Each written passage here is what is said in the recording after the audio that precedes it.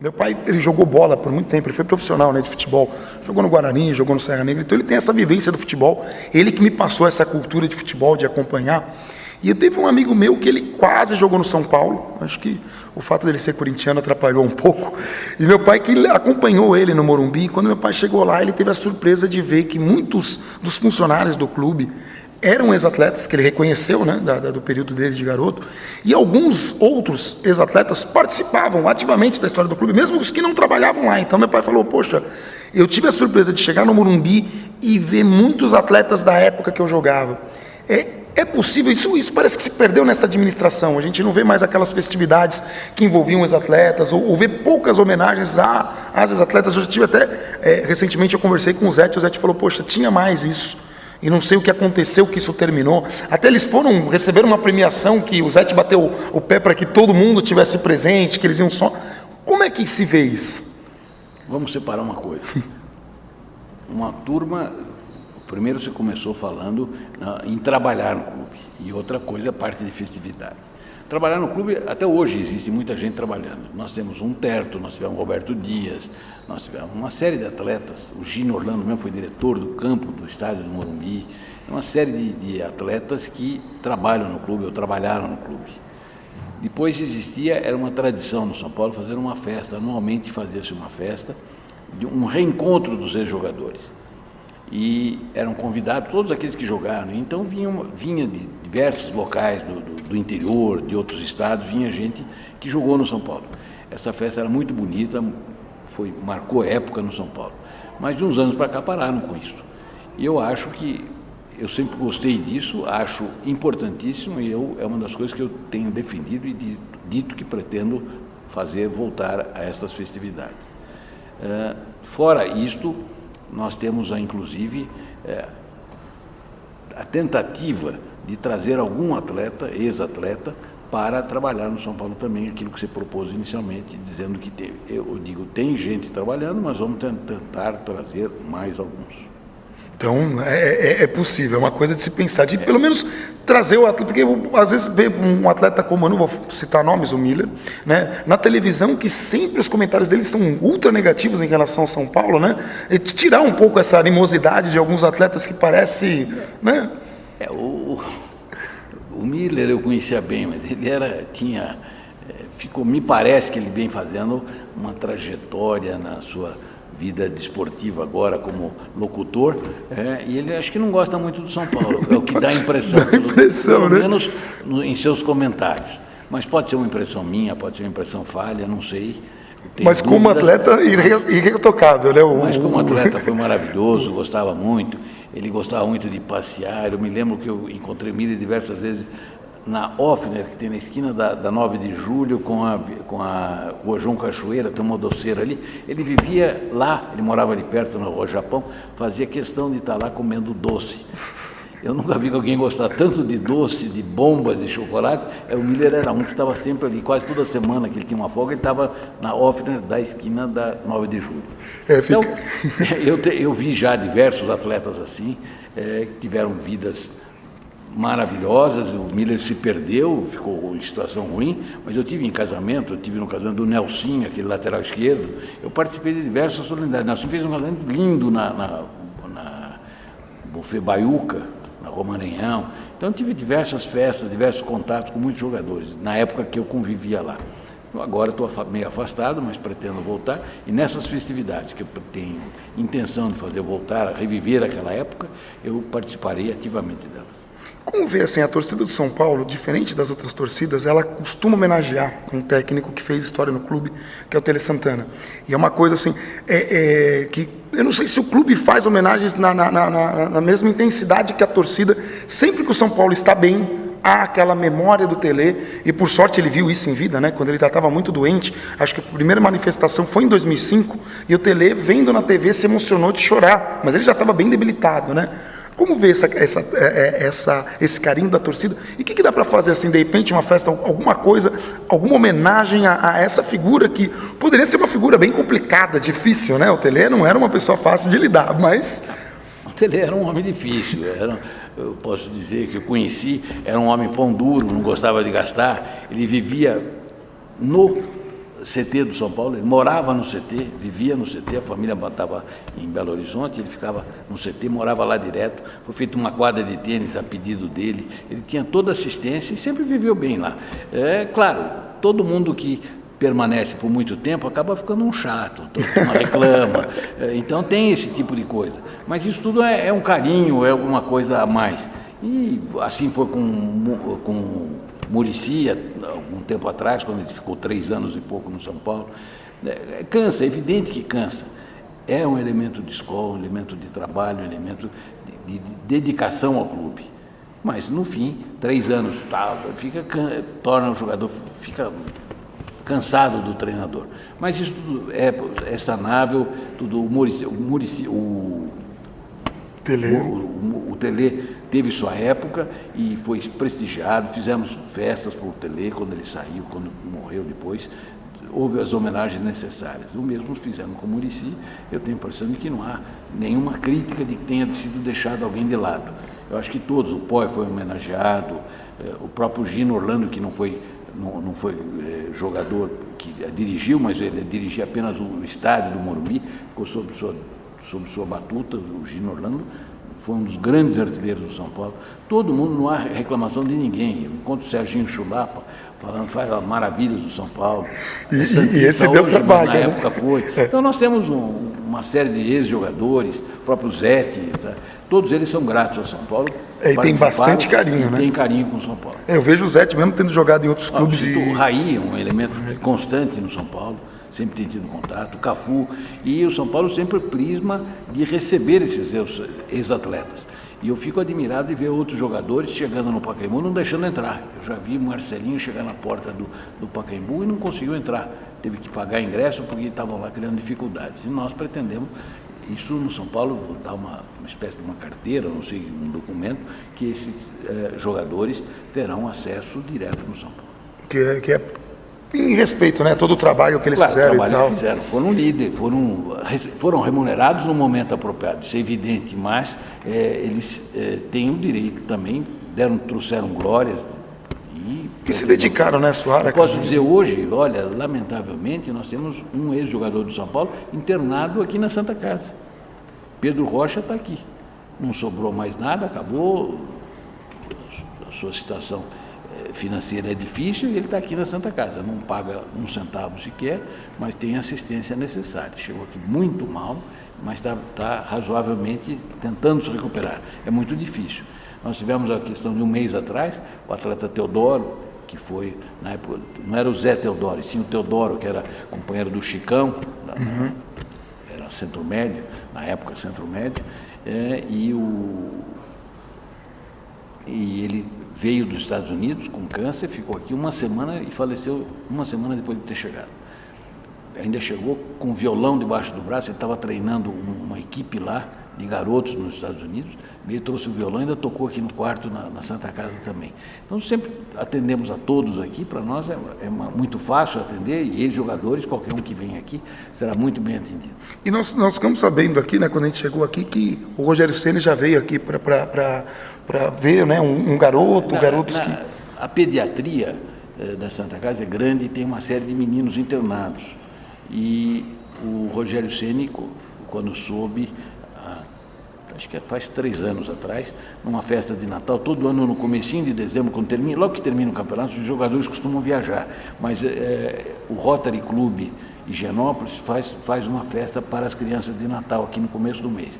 E chamamos o Rogério Ceni, veio aqui, compareceu, foi uma alegria total aí, contagiou muita gente chorando, foi uma alegria incontida aqui naquele dia. Que é bacana, né, ver esse outro lado do atleta, né, da construção do atleta. Nós recebemos aqui outro dia, veio, assim, o ano passado, assim que terminou o campeonato, veio o Jorginho, que era o técnico da Portuguesa, então, que tinha levantado a Portuguesa, veio acompanhado de Ed, uma série de jogadores da Portuguesa, todos vieram aqui, trouxeram camisa, brincaram com as crianças, almoçaram aqui, foi Que é um lado do futebol que pouca gente vê, né, que às vezes as pessoas não sabe disso, mas nós temos recebido muita gente. Quando o Teodoro chegou dos Estados Unidos, no mesmo dia veio aqui o Muricy, que não estava ainda no São Paulo. Veio o Muricy acompanhado do Marco Aurélio e acompanhado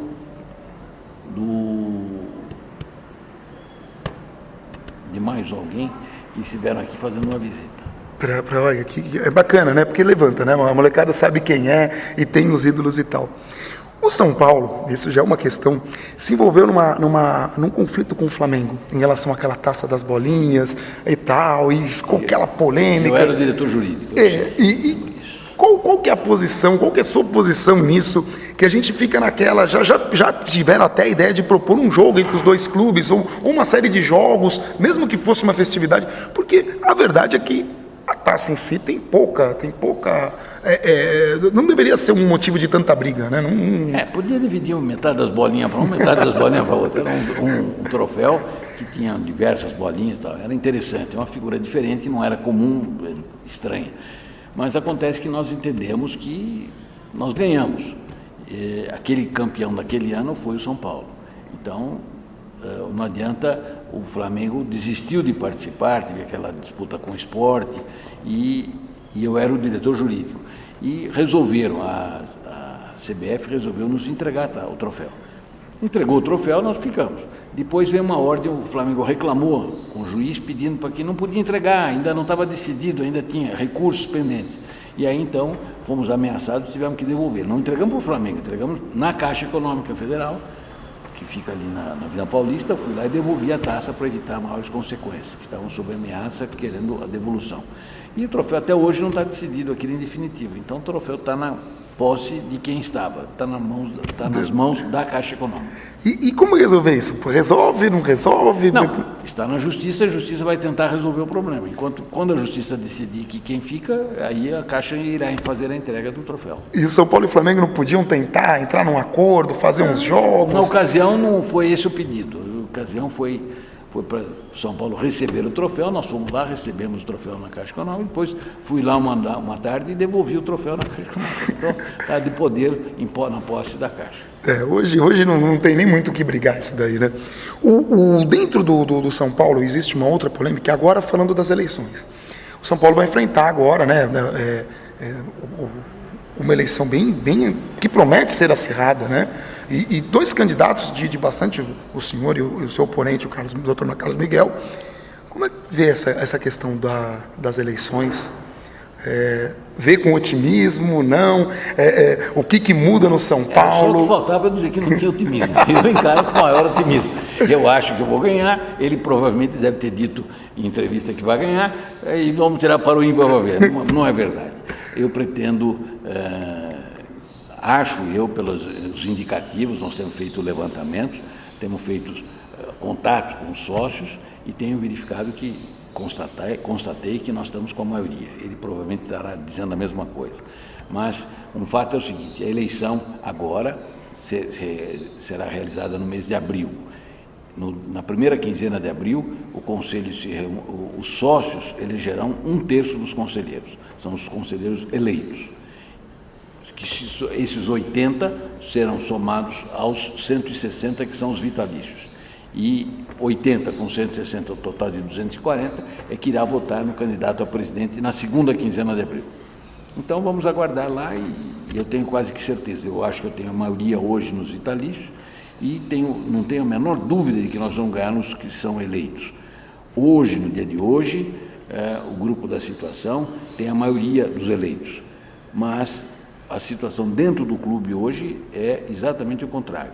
Parece que haverá uma total inversão. Aquela grande maioria que a situação tem passará a ser da oposição na próxima eleição. Então eu acho que nós temos uma vantagem bastante grande. Somando os vitalícios com uma grande parte desses eleitos, nós atingiremos tranquilamente os 121 necessários, que sendo 240 é metade mais um, precisa ter voto de 121. A eleição é aberta já, houve uma modificação no estatuto. O indivíduo, quando é chamado para votar, é entregue um envelope com seu nome, ele vai na cabine, coloca a cédula e põe na urna. Na hora da apuração, será lido nome por nome. Antônio votou no Pedro, Pedro votou no Benjamin, Benjamin votou, e assim por diante. Então, é identificado o voto, todo mundo sabe quem votou em quem. Então, não poderá haver muita surpresa, porque numa eleição secreta, a pessoa pode te prometer e, por qualquer motivo, variar. Desta maneira, como é feito, eu acho muito difícil. Quem falou que está votando em A, vai ser A ou vai ser B, ou então não comparece. Se não quiser se comprometer, não quiser. Deixa de comparecer. Então poderá haver alguma abstenção um pouquinho talvez maior. Mas isso será suprido com o resultado que eu espero que seja favorável a nós. Na questão hoje dos votos, existe, assim, por parte até de alguns torcedores, a questão do sócio-torcedor, se um dia é possível mudar, né? Tudo bem que as eleições funcionam assim há muito tempo, mas se há uma possibilidade de mudar, ou dos sócios votarem, ou dos sócios-torcedores participarem de alguma forma da eleição, ainda que isso traga um monte de percalços e anseios e receios, isso é possível? É possível essa coisa do presidente do clube, o presidente da social, porque às vezes para o torcedor é muito complicado entender isso tudo. Eu entendi o que você está perguntando. Vamos separar. A questão de sócio votar, eu acredito que isso mais cedo ou mais tarde acabará prevalecendo. No dia de hoje, não. Tem que obedecer ao estatuto. O estatuto prevê que é o conselho que vota, que elege o presidente. Então, neste momento, a eleição será realizada através de votação por meio dos conselheiros. No futuro, poderá haver alguma alteração. E eu acredito que possa, porque a maioria dos clubes está partindo para esse lado. Então, a tendência sempre da maioria é acompanhar. Então, provavelmente, mas não tenho certeza para afirmar isso. Apenas estou dizendo nesse sentido, tendo em vista o que a gente sente aí fora e o que a gente tem verificado. Sócio-torcedor já fica um pouco mais difícil, porque cada clube também tem um tipo de sócio-torcedor. O regulamento do sócio-torcedor tem variado muito. Eu acho que isso poderia até ser unificado e tentar fazer de uma coisa só. Uma ponderação contrária ao fato de torcedores votar é que os clubes estão localizados cada um no bairro. São Paulo está no Morumbi, Vila Sônia, Caxingui, naquela zona. Então tem muitos torcedores de outras agremiações que moram naquela região e que frequentam o clube. Você já imaginou se amanhã o presidente eleito é um palmeirense eleito ou um corintiano eleito? Então isso ocorre também na questão do Palmeiras, que fica situado perto das Perdizes, tem muito torcedor de outros clubes lá, o Corinthians lá em Itaquera, no Parque São Jorge, no Tatuapé, quer dizer, então tem essa variação grande. Aliás, o Corinthians será no Tatuapé, que a sede do clube é no Tatuapé, apenas terá o seu campo de futebol em Itaquera. Então eu acho que é difícil, mas não sei, tem a impressão que me dá, particular a mim, de que a tendência é de que os sócios venham a votar, mas por enquanto isso é impossível. E assim, aquela coisa assim do encerramento, o que se espera da sua gestão de mudanças e qual foi o seu momento desse período todo que passou em São Paulo que te marcou, que você falou, poxa, que foi um momento assim marcante ou emocionante, que tenha participado de algum... É uma perguntinha difícil, não é? Não, eu me lembro muito bem, eu era garoto e tinha um jornalista chamado Geraldo José de Almeida, famoso, já faleceu, mas era uma figura tradicional, tinha uma característica de irradiar os jogos. E eu assisti, me lembro que ele fez uma irradiação, São Paulo fez uma excursão na Europa, isso foi na década de 50 e poucos, chegando, beirando quase 60, não me lembro a data certa. E ele fez irradiou uma partida inteirinha. E ao final foi uma excursão no final do mês de março, começo de abril. Terminou a excursão, a transmissão, São Paulo perdeu de 11 gols. E era só uma das curtas, então fazia aquele barulho no rádio, era uma coisa muito curiosa.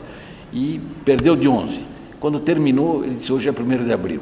Foi um 1º de abril que ele irradiou um jogo inteirinho, durante 90 minutos, com 15 de intervalo. Eu acho que isso foi uma das coisas que mais me marcou na época, eu me lembro disso, até hoje eu não esqueço desse episódio. Outro fato que para mim é um dos maiores jogadores, eu não me esqueço dele, para mim, eu era garoto ainda também, chamava-se José Ribamar. Canhoteiro foi, para mim, um dos maiores jogadores que eu já vi nesse país. Faleceu precocemente, mas o álcool tomou conta dele e Canhoteiro, para mim, foi um dos maiores jogadores que eu vi jogar. O meu pai falava que ele driblava tanto ou mais quanto o Garrincha, né? Garrincha, exatamente. O Garrincha era na ponta direita, o Canhoteiro era na ponta esquerda. Naquela época era um goleiro, 2 backs, 3 médios e 5 atacantes. E o Canhoteiro era o ponto esquerdo, era o número 11. Não sei, hoje tem 30, 40, a numeração toda. Naquela época era tudo numerado certinho, 1, 2, 3 até o 11. Então eu me lembro muito bem de Canhoteiro. Eu acho que esse foi um dos... Eu vi defesas fenomenais do Rogério Ceni, em Tóquio, no jogo contra o Liverpool, eu vi ele jogando barbaridade. Outro dia aqui, agora recente, esse jogo também, que ele fez defesas inacreditáveis. Então é muito difícil falar, esse é melhor do que aquele. Mas um momento seu no São Paulo, trabalhando para o São Paulo, de contribuição, que tenha falado, poxa, essa, porque nem fazer parte da assinatura de Cotia, é uma grande realização. Né? Mas eu tive fatos, por exemplo, no jurídico, eu fiz defesa.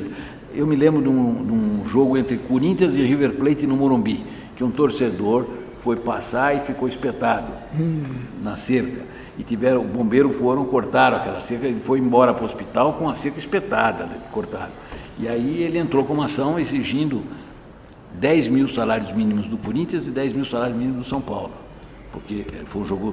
O Corinthians, porque ele era torcedor do Corinthians, estava participando do jogo. E o São Paulo, pelo seu dono do estádio. Então, o São Paulo também foi acionado. E nós acabamos ganhando essa ação, junto com o advogado do Corinthians também, ganhamos a ação.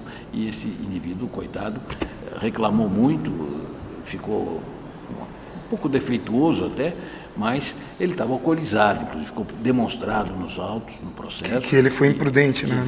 Não tinha cabimento. Estava tomando cerveja lá na rua, contou toda a história e nós conseguimos pegar e ganhamos. Então são fatos diferentes, quer dizer, isso no jurídico, no futebol teve esses fatos. Não esqueço um jogo principal. Pelé fugiu de campo, nós estávamos ganhando de 4 Pelé. Essa é uma boa história, Não, isso aconteceu, não sei se você sabe, você não sabe disso. Não, meu pai falava de... Pelé fugiu de campo, o Santos abandonou, caiu um, caiu outro, ficou com 6 jogadores, foram embora, o juiz suspendeu a partida. Então, existem fatos, muitos, cada hora você vai lembrando de um. Não é qualquer um que coloca o Pelé para correr, né? Ele já tem até foto do Pelé com a camisa do São Paulo. E nessa renovação, o que espera do futuro com a sua gestão? Eu espero fazer o melhor para o São Paulo. Eu não tenho dizer que eu quero fazer isso, quero fazer aquilo. Eu quero continuar tudo aquilo que foi bom e eliminar tudo aquilo que foi ruim.